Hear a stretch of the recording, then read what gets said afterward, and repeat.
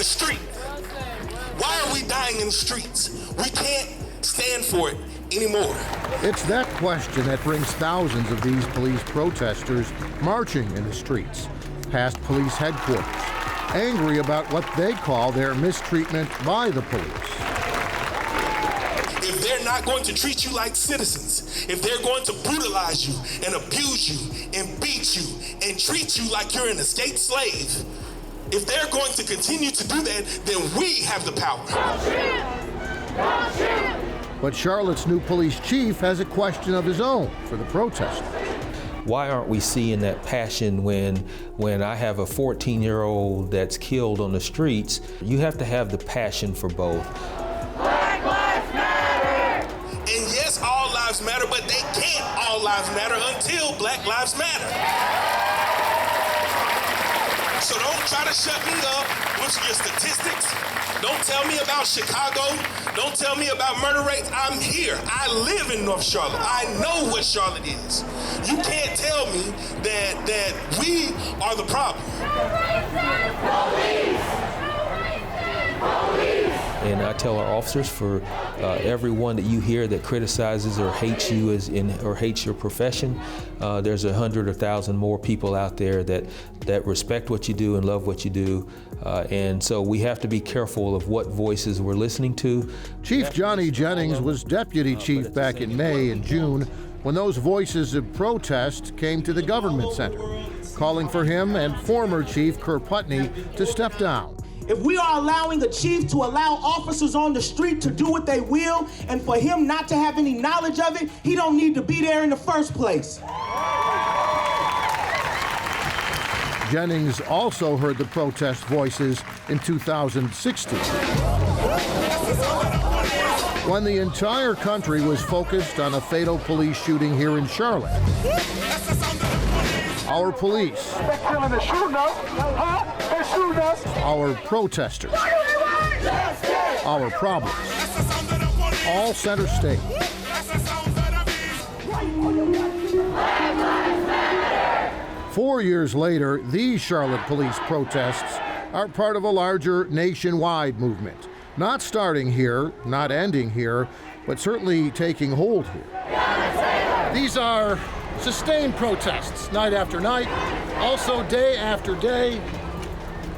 And they're not just in Uptown either, they're also spreading out into some of Charlotte's neighborhoods. Neighborhoods where police pushed to repair the damage from 4 years ago between the cops and their critics. Do you feel like after this year you're kind of back at square one? You don't get credit for all the things you did do since 2016? Yeah, I think there is some of that. Chief Jennings says a lot has changed since 2016, including these Charlotte citizen workshops. So, as soon as you see his hand raised, you fire. Explaining to the public when they use deadly force and when they don't. But then came the death of George Floyd in Minneapolis. Say his name! George Floyd! Say his name! That was murder. It is what it is. And so we felt just as sick about it as the public did.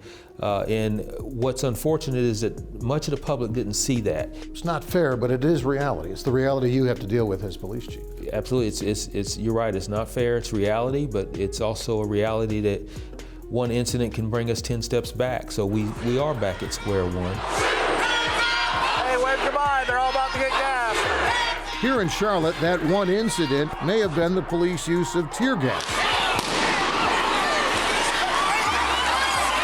on the protesters uptown. Down the hill!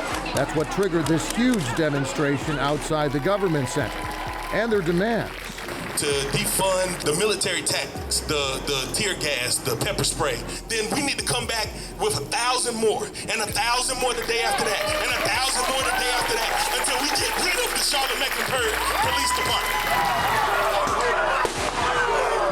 Versus Chief Jennings defending the police, but also proactively changing department tear gas policies and disciplining officers for violating those policies.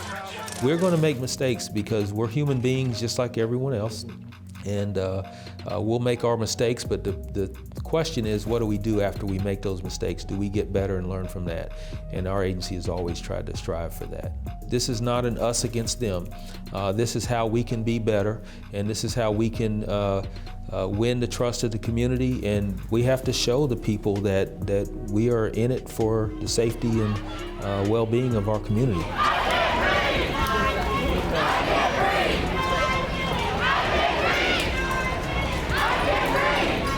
I will never stop marching. I will never stop screaming to the top of my lungs that, yes, Black Lives Matter. We do have to get rid of that stigma of racism within the agency, and the only way to do that is to prove it, and prove it through our actions.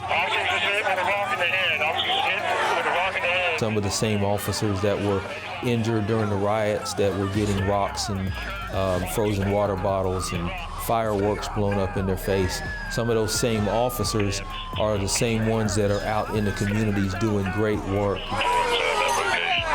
And I've said all along, until we come to the table and have those tough discussions and meet together, then we're not going to get anywhere. If we're going to butt heads, we're going to spin our wheels in the dirt, and it's going to be a stalemate. So we have to be able to extend that olive branch and come together as an agency and as a community to make things better.